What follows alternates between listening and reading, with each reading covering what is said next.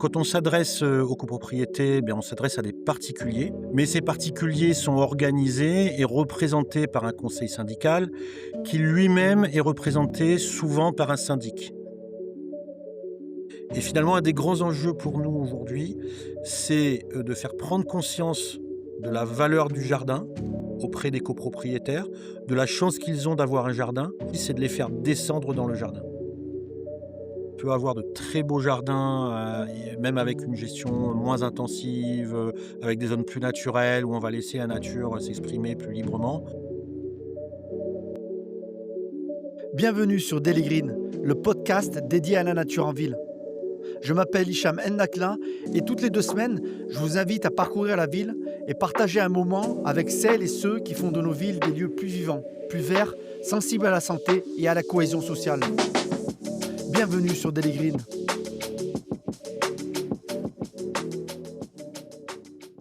Je suis ravi de t'accueillir, Laurent.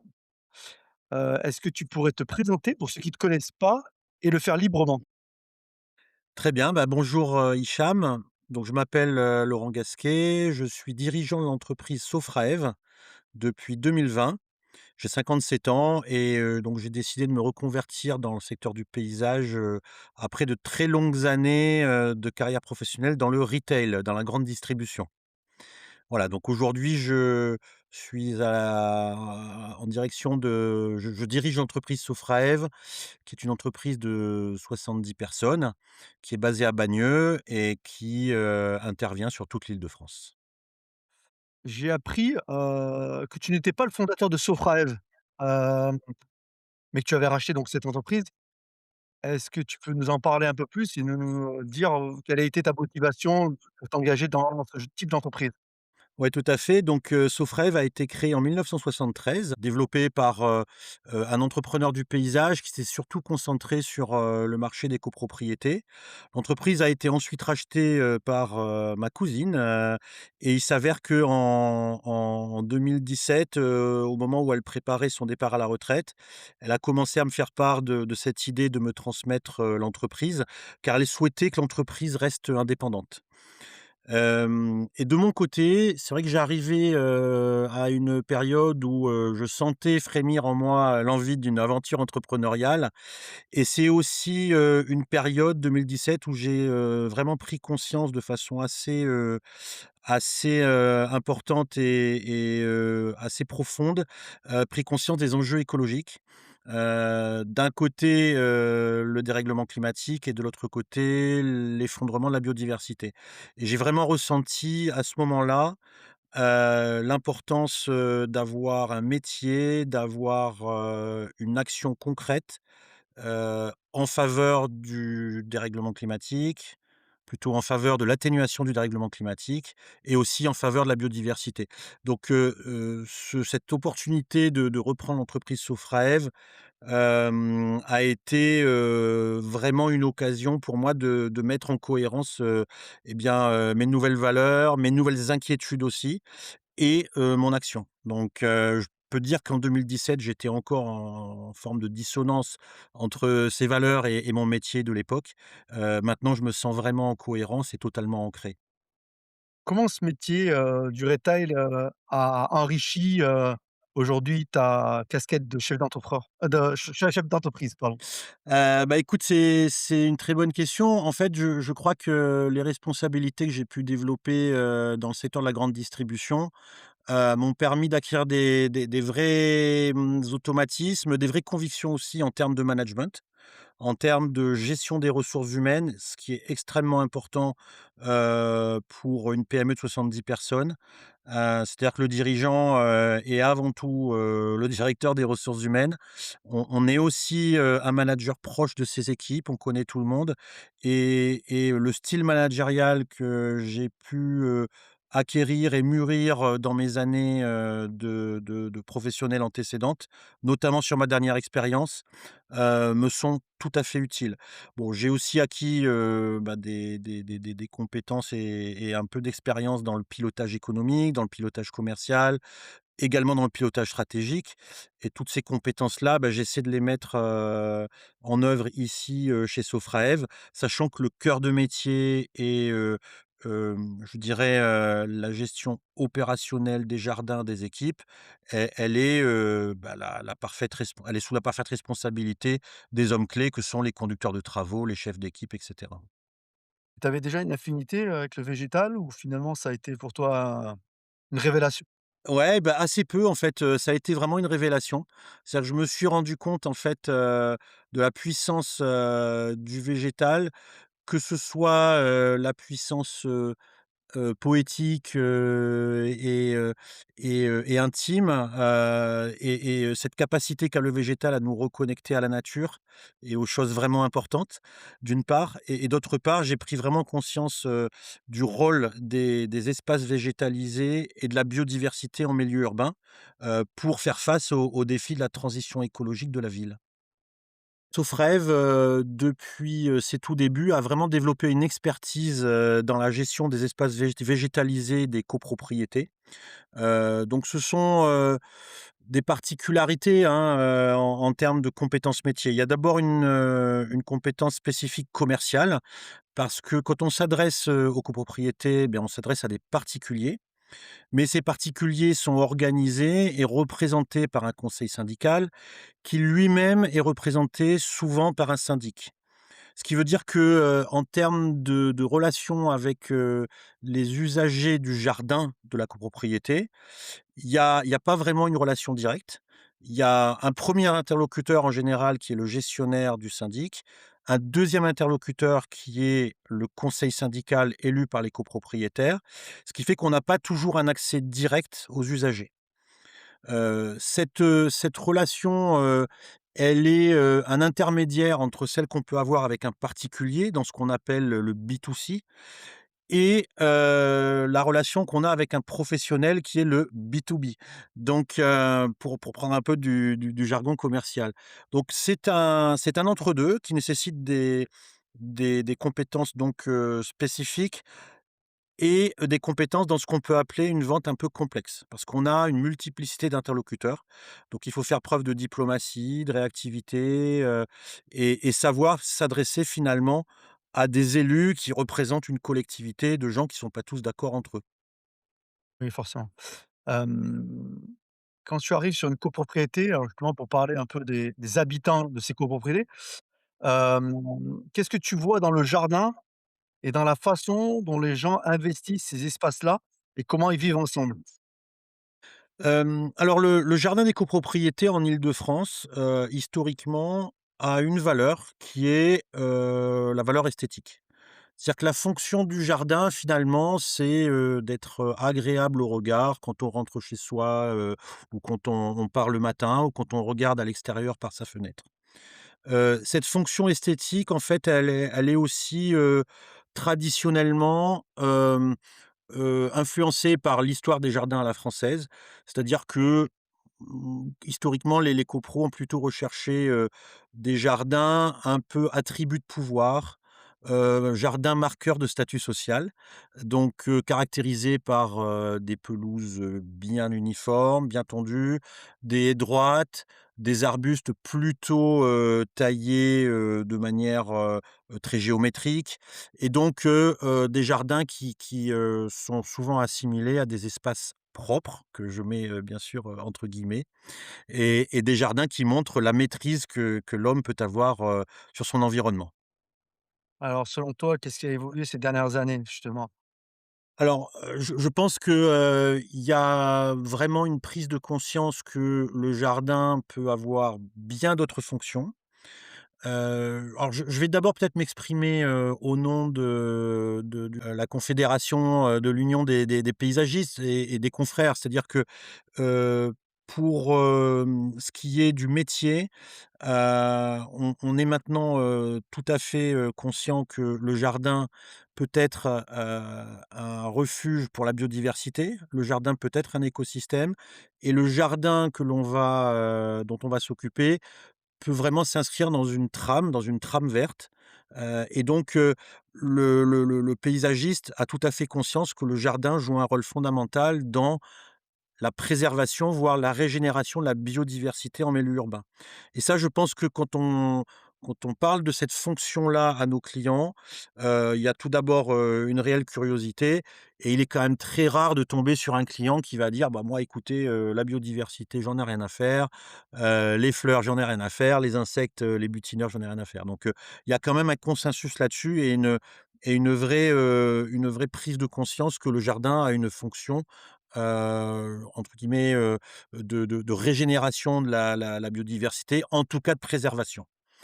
Donc le sujet maintenant peut être vraiment abordé, avec beaucoup d'intérêt, de la part du client. Il y a une autre fonction aussi, que nous on met en avant avec, beaucoup de pédagogie, c'est, on va dire une fonction, sociale, une fonction sociétale. C'est-à-dire qu'on explique aux clients que le jardin, est un atout pour, les copropriétaires en termes de bien-être, en termes de santé et en termes de vie sociale. Il y a énormément d'études, qui sont sorties ces dernières années, de l'OMS, des études qui ont été publiées dans les revues scientifiques, qui montrent que, le végétal est très bon pour la santé, hein. Ce qui est intéressant, c'est que quand nous les humains, nous regardons un arbre, quand nous nous retrouvons au milieu d'un jardin, bah, notre rythme cardiaque va, mécaniquement baisser. Et puis le jardin effectivement est un lieu propice, et bien au lien social, à la convivialité, pourquoi pas à des échanges, entre voisins. Ça aussi c'est quelque chose qui maintenant est plutôt, reconnu, heu, un peu dans le sillon de des politiques publiques. C'est-à-dire que ce qu'on voit quand même, c'est que tout ce qui est fait au niveau des collectivités, au niveau des parcs, au niveau des voiries et cetera, montre bien aux résidents que, le jardin, et le végétal est quand même vachement enfin est extrêmement agréable. Il y a plein d'autres fonctions qu'on évoque. Il y a bien sûr celles, liées au climat. C'est-à-dire que nos clients ont quand même tous bien compris que le jardin a un pouvoir de rafraîchissement très important. Ils ont bien compris que l'îlot de chaleur urbain, c'est une vraie problématique pour, la résilience de la ville, dans les prochaines années et décennies. Et donc, quand on explique que, bah, végétaliser, un parking, végétaliser une voie bitumée, planter des arbres, ça peut faire baisser la température de 3, 4, 5 degrés. Clairement, il y a un intérêt, réel, parce que là, on est vraiment sur du concret. Voilà, donc il y a enfin un dernier point que je dois évoquer, quand on parle de jardin avec les clients, c'est le sujet de la sobriété. Il y a 2 grandes ressources, que nous on essaye, de gérer de manière de plus en plus raisonnée. La première, c'est, la matière organique. C'est-à-dire qu'on explique aux clients que la matière organique produite par le jardin, elle doit rester dans le jardin. Bon, tout simplement, ça consiste à, reconstituer le cycle, naturel de la matière organique, en forêt, par exemple. La deuxième ressource, que l'on doit bien sûr gérer avec, énormément d'attention, c'est l'eau. Quand on explique aux clients que, avec un jardin vivant, avec un sol vivant, on va pouvoir absorber l'eau de pluie là où elle tombe et la stocker dans le sous-sol, bah, clairement, il y a un réel intérêt bah, pour tout ce qui consiste à, redonner de la vie au sol et éventuellement de désimperméabiliser certaines surfaces de la résidence. Il y a cette idée un peu de finalement recréer un écosystème un peu indépendant, bien sûr qui est connecté via des trams, hein, bien évidemment. Et est-ce que cette volonté de vraiment de tout garder sur le terrain et que, bah, les ressources se régénèrent d'elles-mêmes et viennent enrichir, bah, cet espace-là? Oui, oui, oui, je trouve que là-dessus, ces dernières années, il y a eu, une réelle évolution des mentalités et du coup des pratiques. C'est-à-dire qu'aujourd'hui, le paillage avec, du broyat de feuilles, du broyat de ligneux, du broyat de rémanent, issu d'élagage est vraiment quelque chose de très bien accepté. C'est quelque chose qui aujourd'hui, même d'un point de vue esthétique, pose, de moins en moins de problèmes. Et du coup, on arrive quand même aujourd'hui à bien baisser la production et l'évacuation, de déchets verts. Bon, à titre d'exemple, Sofrève, quand je suis arrivé, produisait à peu près 2 000 tonnes par an, de déchets verts évacués. Aujourd'hui, on est à peu près à 1 500 tonnes, donc une baisse de 25. Et ça, c'est vraiment lié au changement des pratiques. Il y a aussi un point qu'il faut préciser, c'est que forcément, quand on taille moins, quand on tond moins souvent ou quand on tond plus haut, quand on tond en mulch, hein, en laissant, les débris de tonte, dans la pelouse, eh bien forcément, on va produire beaucoup moins de végétaux. Donc, la façon aussi de s'occuper du jardin, va mécaniquement induire une baisse de la production de déchets. Il y a un dernier exemple, je trouve, qui est intéressant, c'est qu'on commence à avoir dans certaines grandes résidences, eh bien, des copropriétaires qui acceptent qu'on laisse les feuilles là où elles tombent. C'est-à-dire que, par exemple, si on a un bosquet de grands arbres, on va entourer ce bosquet de ganivelles et à l'intérieur des ganivelles, le jardinier ne rentre quasiment plus et au lieu d'avoir, une terre battue, bon, avec éventuellement des racines qui apparaissent, le tout étant, finalement assez peu esthétique, bah, on va laisser les feuilles, sur place et puis, elles vont être, absorbées par le sol, elles vont nourrir le sol et d'un point de vue esthétique, c'est plutôt, très, très apprécié. Il y a un projet qui t'a marqué, une transformation d'une copropriété, d'un avant-après et qui a même changé, la vie des habitants, des résidents? Alors, bon pour le coup, je vais prendre quelques exemples. Alors le premier, c'est une exception qui confirme la règle, c'est-à-dire que c'est pas réellement une copropriété, c'est un grand jardin privatif, qui est celui du musée Rodin de Meudon. L'équivalent d'un jardin de copro parce que bon, il est fermé, il est très peu ouvert au public, il est ouvert seulement le week-end. Et ce qui est très intéressant dans ce grand jardin de 2 hectares, c'est qu'on a mis en place, une gestion différenciée avec, donc l'accord, du donneur d'ordre, hein, qui est la société, qui gère le musée Rodin. Et donc là, on a des très grandes zones qui étaient gérées en tonte, 2 fois par, mois, qui maintenant, sont, des prairies naturelles fauchées 1 fois par an, avec des très beaux cheminements, avec, des zones, qui continuent à être tondues pour, les espaces de repos. Et vraiment, on est en plein milieu urbain puisqu'on est à Meudon et quand on se balade, dans les cheminements, au niveau du verger ou au niveau d'un grand terrain en pente, qui donne en plus une belle vue sur la vallée de la Seine, on a presque l'impression d'être à la campagne. C'est vraiment très, très agréable. Dans cette résidence, on est vraiment dans un l'en la la la la meilleure manifestation de ce qu'on appelle la gestion différenciée, c'est-à-dire qu'on a défini certaines zones qui sont vraiment gérées comme des jardins à la française, notamment autour de la tombe, de Rodin et du penseur de Rodin, où là, on est vraiment sur, des haies en dentelle, sur des espaces gravillonnés qui doivent rester, vraiment impeccables. Et dès qu'on s'éloigne un peu de cette zone-là, on s'est mis d'accord pour mettre en place, donc des zones de prairies. Ce que je peux dire aussi, c'est qu'on a créé des haies de benge, ce sont des haies sèches, que l'on a créées avec, des tailles d'arbres, des tailles de marronniers et c'est également, quelque chose d'assez emblématique maintenant parce que, on voit qu'on peut faire des choses à la fois utiles, pour nous les usagers avec des haies et des barrières et des garde-corps et également, des haies donc des sèches qui vont être, de véritables hôtels à insectes. Ton client était, convaincu quand tu lui as proposé, cette gestion, différenciée ou il a fallu le convaincre à Ouais, changer ses pratiques? franchement, ça a été même, je dois dire, comme c'était un appel d'offres, je pense que, notre proposition, et notre motivation pour mettre en place, cette gestion-là ont été probablement déterminants pour, remporter, cet appel d'offres. D'accord. Félicitations en tout cas pour ce beau projet que j'ai découvert, sur une vidéo, de l'UNEP. Ouais, tout à fait. Alors je dois dire aussi que pour nous, ça a été un jardin assez, intéressant parce que, d'une part, il sert de vitrine en interne. C'est-à-dire que ça montre à tous nos jardiniers que finalement on peut avoir de très beaux jardins, et même avec une gestion moins intensive, avec des zones plus naturelles où on va laisser la nature, s'exprimer plus librement et s'épanouir plus librement.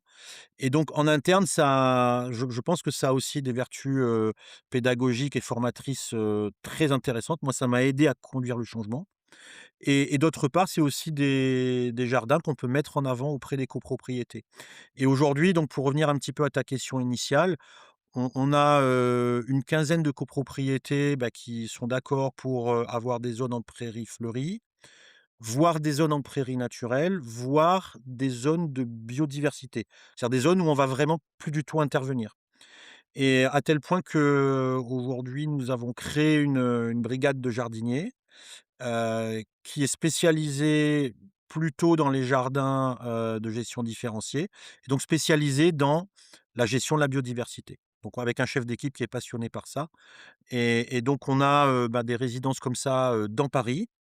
On a des résidences aussi en proche banlieue et on commence à voir aussi, dans, l'Essonne, des grandes résidences qui sont vraiment engagées dans une gestion, hem, différenciée de leur jardin. Bon, on a notamment une grande résidence qui fait, 40 hectares avec, une forêt, à l'intérieur et tout autour de la forêt donc, différents immeubles, et villas et cetera. Et bien, entre la forêt où on intervient très, très peu et les entrées d'immeubles où là, on intervient de façon, très intensive pour qu'elles soient carrossables, sécures et bien dégagées. Et bien, entre ces 2 extrêmes-là, il y a tout un continuum, de modes de gestion et le client vraiment est demandeur et tout à fait, partant pour, faire évoluer la résidence dans ce sens. Vous avez des beaux projets avec beaucoup de surface, mais vous avez aussi des projets, très contraints. Je pense justement à ce jardin sur Cannes. C'est quoi les coulisses d'un projet comme celui-là, où finalement on est vraiment contraint par l'espace, probablement aussi par la volonté des habitants, à faire évoluer, des espaces de circulation? Alors en effet, nous avons, la responsabilité du toit d'un centre commercial, en plein Paris. Un toit qui est, bah, entouré d'immeubles, hein, donc les voisins, ont une vue, panoramique sur ce toit.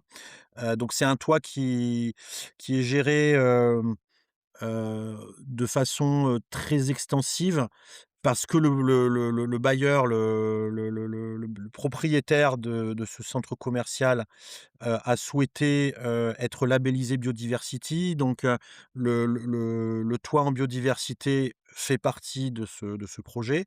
Donc il y a une mare, il y a une grande prairie, il y a, également des façades qui sont végétalisées et puis, la volonté de fournir des refuges, à la faune, urbaine. Ça peut être des chauves-souris, il y a aussi des canards qui viennent dans la mare, ça peut être, des hôtels à insectes, il y a également des ruches et il est à noter que, ce centre commercial a 2 toits. Il y a un toit qui est exploité par un maraîcher, et le deuxième toit qui est donc géré par nous-mêmes. Alors la gestion extensive, elle répond aussi finalement, à une contrainte, qui est celle de l'accessibilité. Parce que c'est un toit qui est très peu accessible et on pourrait absolument pas se permettre, bah, d'acheminer, plusieurs fois dans l'année, enfin 2 fois par mois, des tondeuses, du matériel lourd, et ensuite d'évacuer les tontes, ça serait vraiment extrêmement pénible, coûteux et finalement, contre-productif à tous les égards. Donc je pense que ce projet-là, il est tout à fait, représentatif des enjeux, de l'évolution de notre métier, en milieu urbain. C'est-à-dire que l'accessibilité va devenir quelque chose de plus en plus contraint, quelque chose de plus en plus problématique et donc bah, nous les paysagistes, on va devoir, faire évoluer, voire réinventer notre métier pour qu'on puisse être de plus en plus léger en termes de transport, de personnes, de matériel, de déchets et cetera. C'est-à-dire que tu vas investir dans du vélo cargo, par exemple, pour pouvoir déplacer, ton matériel et tes équipes?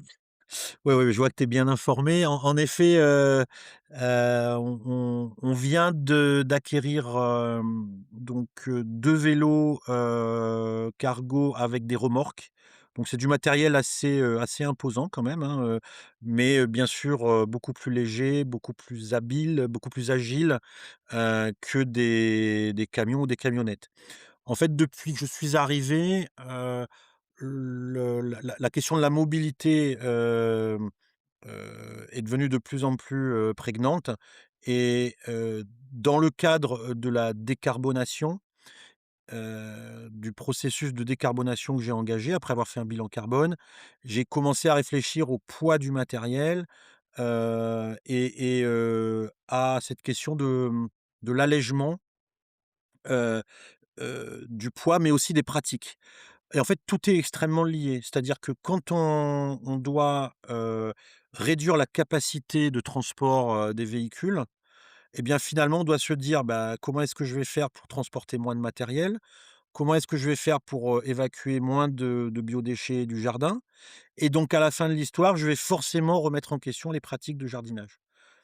En fait, on se rend compte que quand on commence à tirer la pelote, eh bien, il y a vraiment, une approche systémique cohérente qui se met en place et qui va toucher, bien sûr, le client, mais aussi le jardin, dans, son aspect, et toutes les fonctions qu'on a évoquées tout à l'heure. Ça va avoir un impact sur le type de matériel qu'on utilise. Ça va avoir un impact sur les compétences des jardiniers. Ça va avoir un impact sur la flotte, c'est-à-dire sur les véhicules et finalement, on se rend compte qu'on est amené à opérer une transformation assez profonde de l'entreprise et du modèle économique. Alors tout ça, ça se fait pas, comme ça en 2 ans. C'est un processus très long qui a démarré il y a quelques années et qui va encore durer de très longues années. Hein, donc c'est vraiment, des sujets là qu'on les sujets qu'on évoque sont éminemment stratégiques et on ne peut les aborder que sous l'angle, de la stratégie avec des pas de temps de 5 ans. Sachant que bon, certains entrepreneurs ont une approche peut-être, plus, comment dire? Plus rapide, voire entre guillemets «plus brutale» du changement. Moi, mon approche, ça a toujours été une approche progressive avec une recherche de l'adhésion, notamment l'adhésion des équipes. Comprends bien. Je voudrais juste revenir sur le projet. Est-ce qu'aujourd'hui, le fait d'avoir finalement un espace autonome, est-ce que comment se passe? Est-ce qu'il y a un minimum d'entretien? Est-ce qu'il y a un suivi sur l'évolution, des végétaux, l'évolution de cette mare, de la biodiversité? Heu, Comment toi tu le vois, tu le perçois avec les années? Heu, Bah, en fait, ce qu'on voit avec, un petit peu de recul, c'est que, il y a effectivement, bah, des insectes qui reviennent. Et justement le chef d'équipe, qui s'occupe de ce jardin et en particulier donc des jardins en gestion différenciée chez Sofraev, bon il est quand même passionné de biodiversité et tous les ans au mois de mai, il prend des photos d'adventices, c'est-à-dire de fleurs spontanées qui arrivent, et qui sont souvent très belles. Il prend des photos d'insectes et finalement, à chaque année, il découvre des nouveaux insectes. Et ça, c'est vraiment quelque chose qui l'émerveille et qui nous émerveille tous et qu'on communique aussi aux clients. Ce que l'on voit, c'est aussi que les oiseaux sont plus présents, je dois dire aussi que, ça me fait penser à un élément, c'est que comme on travaille de plus en plus avec l'électrique, et bien les jardiniers, et pas seulement les résidents, mais aussi les jardiniers travaillent dans le silence et du coup, ça les reconnecte aussi au son du jardin et notamment aux oiseaux. Aujourd'hui, les jardiniers, ils savent reconnaître, une mésange bleue, parce qu'ils savent en plus qu'elle vient de manger les chenilles processionnaires et on a comme ça, et ben, des jardiniers qui commencent à s'émerveiller, de ce qu'il découvre, de ce qu'il voit et effectivement, bah, chaque année, il découvre des nouvelles choses.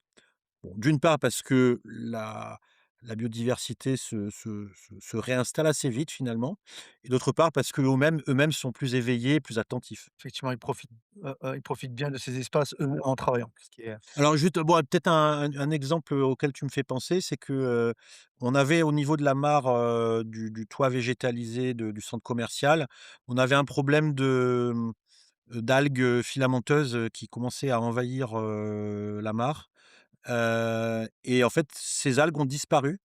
Et en fait, on s'est rendu compte qu'il y avait un petit mollusque qui s'était installé dans la mare et c'est très probablement lui qui s'est mis à modifier le petit écosystème de la mare, voire à manger lui-même les algues et finalement la solution, elle est venue d'elle-même. Et cette notion aussi de faune et de flore auxiliaire, elle est vraiment importante,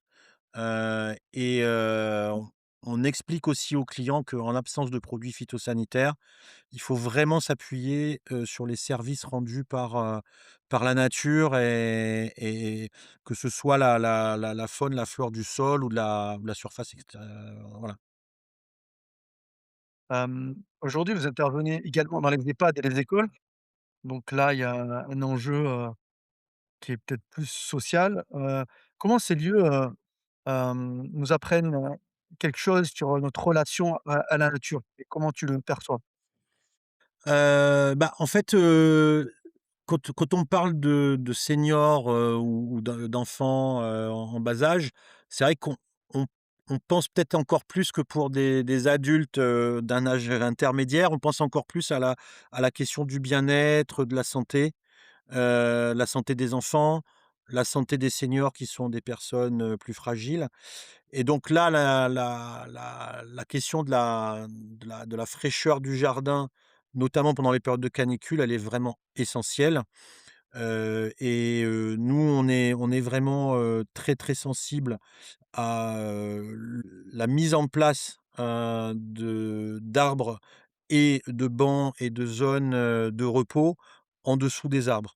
Bon, on a voilà, on gère quelques EHPAD maisons de repos pour personnes âgées on voit bien que, le fait de pouvoir marcher, bon, bien sûr sur des chemins bien carrossables, bien praticables, de pouvoir marcher, et prendre l'air, bah, chaque jour, c'est extrêmement important. Bon, pour les écoles, c'est évident aussi que, on doit assurer, à nos enfants, la possibilité de jouer, en toute sécurité, plutôt à l'ombre, éviter les insolations, les coups de chaud et cetera. J'aimerais qu'on revienne un peu sur les copropriétés avec, cette, problématique qui est liée, à la multiresponsabilité. Qu'est-ce qui bloque le plus souvent, lorsque vous proposez, plus de nature, moins de bitume? Bah, alors ce qui peut bloquer, c'est, je pense avant tout, des freins culturels. C'est-à-dire, je pense que culturellement, beaucoup de clients, notamment dans les conseils syndicaux, sont attachés à des jardins entre guillemets «traditionnels», donc plutôt proches du jardin à la française. Donc, il y a quand même le poids des années et de l'ancrage finalement, culturel de la pelouse et de la haie droite. Donc ça, il faut du temps. Je pense aussi que le frein qu'il peut y avoir, il est, lié à peut-être à l'individualisme. C'est-à-dire que, quand on parle de jardin vivant, je pense que, on pense bien sûr, à la biodiversité, on en a beaucoup parlé, mais finalement, ça passe d'abord par un jardin vivant fréquenté par, les usagers, les résidents, les propriétaires.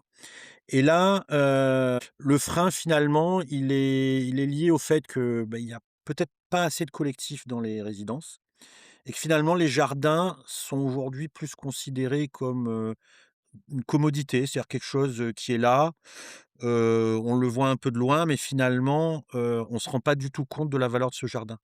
Et finalement, un des grands enjeux pour nous aujourd'hui, c'est, de faire prendre conscience de la valeur du jardin auprès des copropriétaires, de la chance qu'ils ont d'avoir un jardin et un des grands enjeux aujourd'hui, c'est de les faire descendre dans le jardin. et je pense que quand ils descendront dans le jardin, bah, ils verront, finalement tous les effets bénéfiques du jardin, pour eux, pour leurs enfants ou pour, leurs parents. Et ils prendront conscience finalement du fait que le jardin les reconnecte à la nature. Ils vont sentir des bons parfums, ils vont voir des belles fleurs, ils vont sentir la brise, du jardin à travers les arbres, et sur leur peau. Ils vont entendre les oiseaux et je pense que ça va leur faire prendre conscience que le jardin, c'est un lieu naturel qui est extrêmement agréable et ça ne pourra que, faciliter derrière eh bien, le développement, de jardins, de plus en plus propices à accueillir, bah, de la biodiversité.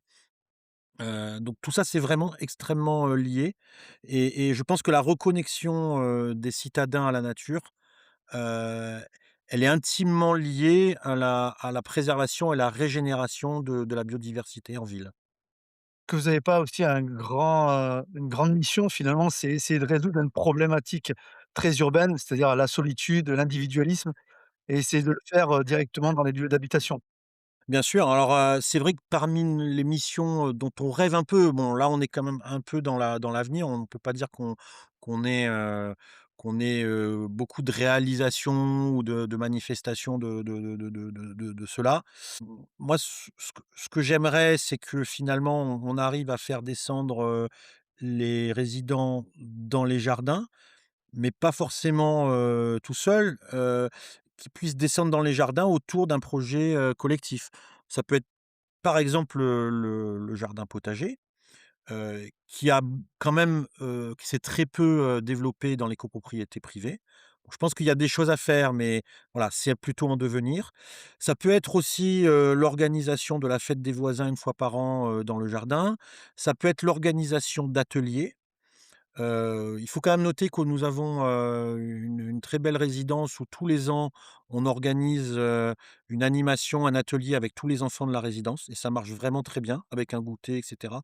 Donc c'est même un rendez-vous qui est attendu et donc si on arrive à créer des événements, des manifestations, voire, des projets collectifs comme le jardin potager et ben je pense que ça peut même, heu, créer une dynamique au sein de la résidence. C'est-à-dire qu'on peut nous le jardin peut même être un vecteur heu, de de resociabilisation, je ne sais pas si on peut le dire, et en tout cas de recréation de liens entre les voisins. Sur quoi les copropriétaires, ils ont le plus de mal à investir? Parce que là, on parle aussi de coûts. Heu, Est-ce qu'il y a des éléments qui sont, encore, difficiles à comprendre, dans le sens où elles auraient un coût? Je pense à l'arbre, à l'eau, un Bah, recours. c'est certain que, le jardin aujourd'hui dans les copropriétés est une charge. C'est-à-dire que si, les copropriétaires décident d'investir dans, la rénovation énergétique, de leurs bâtiments, forcément, ils attendent derrière un retour sur investissement. Peut-être qu'ils vont faire des économies, de carburant, enfin de gaz et cetera. Donc il y a un investissement avec derrière, un retour en espèces sonnantes et trébuchantes. Quand on parle de jardin, c'est un peu plus complexe. C'est-à-dire qu'un investissement dans le jardin va avoir des externalités positives qui ne sont pas économiques, hein. Donc voilà, du coup, ça peut poser question. Il y a des externalités économiques, je pense, qui sont, un capital immobilier, en ville va forcément prendre de la valeur s'il est situé au-dessus d'un très beau jardin. Ça, c'est sûr. Bon, moi, j'avais entendu parler d'un d'un d'une valorisation ou d'une plus-value de 10 à 15 entre, un appartement, sans espace végétal, dans la copro et un appartement avec un jardin. Donc c'est quand même là, quelque chose qui est, réel, qui est pas forcément facile à chiffrer de manière, scientifique et cetera. Mais pour autant, un propriétaire sait bien que quand il investit dans son jardin, ça va donner de la valeur à son bien immobilier. Il y a un deuxième point sur lequel je pense que nous, les paysagistes, on va devoir, heu s'attarder et sur lequel on va devoir aussi, y aller avec un peu de courage. c'est que, demain, on proposera, des réaménagements de jardin, de manière à ce que le jardin soit, plus sobre, plus naturel et plus sobre. Et les 2 peuvent probablement aller de pair. Et la sobriété là, ben, elle va être écologique, mais elle va être aussi économique. Donc peut-être que demain, il faudra que nous ayons le courage de dire aux clients: «On peut baisser vos charges, on peut améliorer l'empreinte écologique du jardin d'ailleurs, mais on peut baisser vos charges si au point de départ vous êtes, d'accord pour investir et réaménager votre jardin». Parce qu'on peut difficilement passer d'un jardin, à la française à un jardin écologique sans revoir les végétaux, sans revoir, les cheminements, sans revoir l'aménagement, du jardin finalement, il y a quand même besoin d'un investissement initial. Donc, je pense que si à l'avenir, les résidents, vont plutôt, être demandeurs d'une baisse des charges d'entretien, il faudra, que ce soit pas fait sous la contrainte pour aller vers des jardins low cost. Il faudra que ce soit, plutôt dans une démarche positive, c'est-à-dire des jardins à la fois plus désirables et plus économiques. Alors, je pense que ce discours-là est assez délicat, mais je pense qu'il faut avoir le courage de l'aborder avec les clients. Il faut aussi savoir que la gestion écologique, elle est pas forcément, plus économique. Il y a plein de choses à prendre en compte et de jardins écologiques différents. Par exemple, valoriser les biodéchets du jardin sur place, ça génère des nouvelles activités pour le jardinier. C'est-à-dire que ça peut générer un surcoût. Pour autant, ce surcoût va probablement être, compensé par, bah, tous les frais liés à l'évacuation et à la gestion, en milieu extra-urbain, en banlieue de ces déchets. Donc après, il y a voilà, il y a un bilan économique à faire, mais c'est vrai aussi pour toutes les activités du jardin. C'est-à-dire que le bilan économique, il est pas évident, il est pas immédiat, mais je pense que, on nous les paysagistes, nous allons devoir nous poser la question de: «Est-ce qu'un jardin écologique peut être plus économique, plus sobre?» Et si c'est le cas, bah, ça va être gagnant-gagnant, quoi. Et finalement, au final, la biodiversité et la nature, bah, vont être gagnants. Et dans les projets qui marchent, s qui sont vos alliés clés? Est-ce que ça va être le syndic? Est-ce que ça va être le gardien? Est-ce que ça va être un copropriétaire qui est militant, qui est engagé, qui est sensible? Bah, en fait, je pense que notre meilleur allié, c'est quand même le bon sens, et je pense que, ce qui est très important, c'est d'établir des relations, assez, on va dire de confiance avec les conseils syndicaux. Parce qu'eux vivent avec, leur jardin et avec du bon sens et des arguments à la fois concrets et des expérimentations, et bien, on arrive à, faire évoluer les pratiques. Ce qui est beau dans un jardin, c'est qu'on peut faire des expérimentations qui sont pas, définitives, c'est-à-dire qu'on peut très bien revenir en arrière. Hein, imaginons par exemple qu'on propose de laisser une prairie, naturelle, bon, bah, si finalement ça marche pas, bah, on peut se remettre à tondre, la saison suivante, hein, il y a pas de problème. Finalement on arrive à construire, du une trajectoire avec, des conseils syndicaux. Heu, pour le syndic, c'est un petit peu différent. Je pense que le syndic, lui, il est plus, dans la gestion, bah, des choix qu'a réalisé le conseil syndical. Donc, je pense que ça serait intéressant quand même que les syndics aussi, arrivent à trouver du temps pour être force de proposition et être aussi dans le conseil. Bon, pour autant, je pense qu'ils sont beaucoup dans la gestion et dans la gestion aussi du quotidien et la gestion, des problèmes, ce qui fait qu'ils ils nous laissent plutôt carte blanche pour, pour nous adresser directement, aux copropriétaires et voir avec eux, quels sont leurs projets, leurs choix et cetera. Et si alors un conseil syndical, t'écoute, j'ai pas de doute qu'il y en aura, Mmh. qu'est-ce que tu leur recommanderais? Quel serait le premier conseil ou en tout cas la première décision à prendre, pour que, leur jardin devienne vraiment un allié, face au climat? Alors, je pense que si on parle du climat qui, pour le coup, est quand même un sujet de préoccupation pour tout le monde désormais, je pense que la question, de la température, de la fraîcheur, de la gestion des canicules, c'est un vrai argument. Je pense aussi que la question de l'eau, elle est très, très sensible et quand on propose des solutions qui sont, favorables à la captation de l'eau par le jardin et donc à la résilience du jardin, à la réduction aussi quand même des consommations d'eau et cetera, on a, bon, je veux dire systématiquement, une écoute attentive. Il faudrait qu'ils prennent contact avec leur syndic, dans un premier temps? Oui, ou alors ils nous demandent, finalement, de faire des propositions. On peut tout à fait derrière, bah, voilà, faire des propositions, des chiffrages, des devis et si le conseil syndical est d'accord, derrière le syndic il suit et il y a vraiment, aucune espèce de blocage, ensuite lorsque le conseil syndical est d'accord. Après, ce qui est compliqué pour le conseil syndical, c'est plus, de gérer, bah, la copropriété, de gérer, les assemblées générales quand les montants sont assez importants.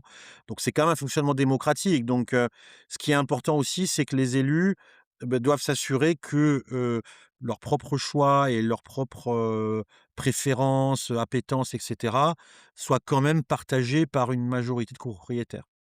C'est-à-dire que, si le conseil syndical prend une décision, qui, n'est pas appréciée par de nombreux voisins, ça peut poser un problème, quoi. Est-ce que tu as en tête un projet qui est resté dans les cartons, justement à cause d'un problème de gouvernance? Alors bonne question, en fait, on a quand même pas mal de projets, bah, qui restent, en suspens. Bon, c'est pas des projets, de transformation importante de la résidence. Les projets qui en général mettent un petit peu de temps, c'est, des projets, qui concernent une partie du jardin. Donc là, par exemple, j'ai en tête, un projet de jardin nourricier. J'ai en tête, aussi, la mise en place de composteurs parce qu'en fait, nous, on propose, de mettre en place des composteurs uniquement pour les biodéchets du jardin et c'est très long. Le temps de maturation, d'acceptation est assez long. Mais en fait, à partir du moment où on reste en relation assez longtemps avec, nos clients, bah, finalement, on se rend compte que les idées, elles font leur chemin et que souvent, enfin, ça arrive qu'au bout de 2 ou 3 ans, et ben, à force d'en parler, et à force aussi d'y penser quand on fait le tour des jardins, qu'on en parle avec eux, bah, l'idée, elle fait son bout de chemin et au bout de 3 ans, ça passe. D'accord, donc laisser du temps. Il faut, Il faut du temps et de la patience. d'accord. Il y a aussi des fois où il y a des changements de conseil syndical. Bon, ça peut aller dans un sens comme dans l'autre, hein. C'est-à-dire qu'il peut y avoir des projets qui ne sont pas repris par, la nouvelle équipe ou au contraire des projets qui sont accélérés par la nouvelle équipe. Qu'est-ce que tu penses des aides, et des incitations, mises en place par les villes? Je pense à Coproasie, je pense aux aides, de la ville de Lyon, je pense au permis de végétaliser. Ouais. Je pense que c'est clairement une bonne chose, parce que, les copropriétés, les espaces verts, privés, comme je le disais au début, s'inscrivent dans des trames vertes et ils contribuent, au projet, urbain de la ville, au projet urbanistique de la ville. Donc il faut absolument que, ce qui est fait dans les parcs, ce qui est fait dans les rues, dans les voiries et cetera, soit, complété, renforcé, mis en cohérence avec tous les espaces verts qui sont, derrière les entrées des maisons, des immeubles et cetera. C'est-à-dire que pour un oiseau ou pour un insecte, voilà, le jardin privé ou le jardin public, c'est exactement la même chose. Il voit pas du tout la différence et donc je pense que si on veut vraiment avoir une approche, globale, heu, de, heu, des espaces verts en milieu urbain, il faut absolument intégrer les espaces verts privatifs et donc mettre en place, des aides, ça peut aller que dans ce sens-là.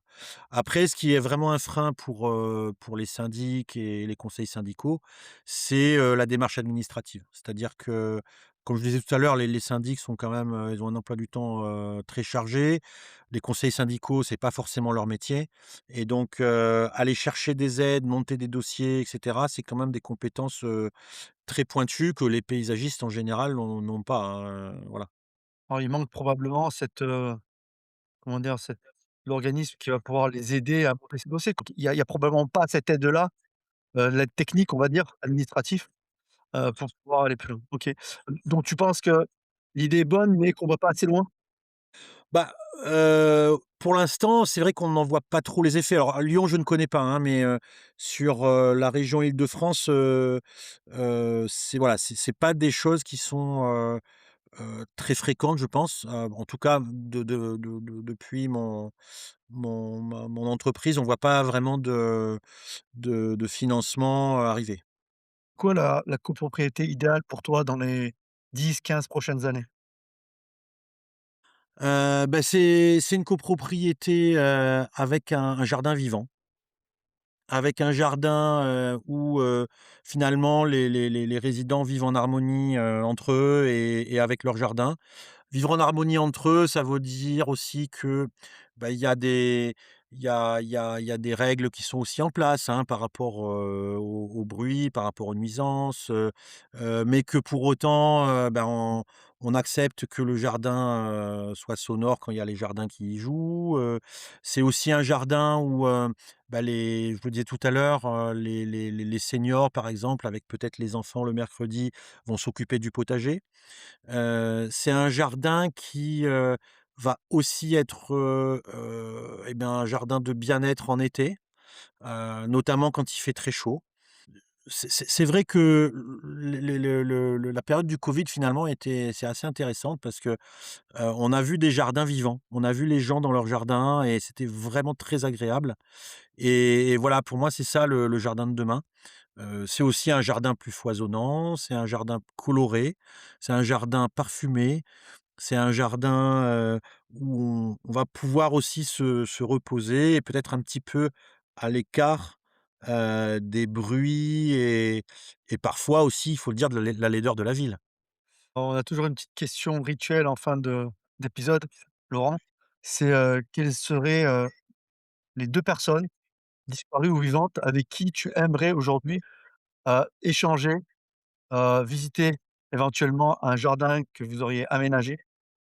Très spontanément, c'est vrai que j'aimerais beaucoup échanger avec, des personnes comme Marc-André Sellos, hein, qui d'ailleurs, est intervenu, dans ton podcast. C'est quelqu'un que j'apprécie énormément, de par son enthousiasme, son énergie communicante et puis son savoir. C'est vraiment quelqu'un qui nous inspire, et qui nous donne vraiment envie d'aller de l'avant et d'être un peu son bras armé finalement, hein. Moi quand je l'écoute, je me suis dit: «Bah, c'est génial, en tant que paysagiste, je vais aider Marc-André Sellos à mettre en œuvre et à déployer ses convictions». Ça, c'est génial. Dans tous les cas, on lui partagera cet épisode et quelle serait donc la deuxième personne? Écoute, c'est pas évident, mais peut-être un Victor Hugo, tiens, j'aimerais bien, visiter un jardin avec Victor Hugo et de façon à ce qu'il m'ouvre les yeux et ce qui me révèle toute la poésie qui réside, dans un jardin. Eh beh, Peut-être au musée Rodin en compagnie de Rodin d'ailleurs, hein, ça très, serait très, intéressant. très ouais, pourquoi pas. Bah, génial, en tout cas, merci beaucoup Laurent pour toutes ces informations. Où c'est qu'on peut te joindre? Bah, écoute, je suis, tout à fait joignable, à travers, le site, de Sofraev, puisqu'il y a une boîte contact, il y a un mail, voilà donc avec grand plaisir. OK, tu es présent aussi sur LinkedIn?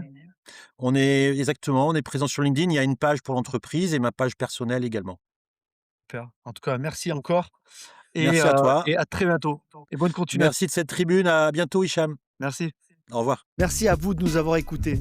Si vous avez aimé cet épisode, n'hésitez pas à le partager et à nous laisser des étoiles, 5 de préférence sur votre plateforme d'écoute préférée.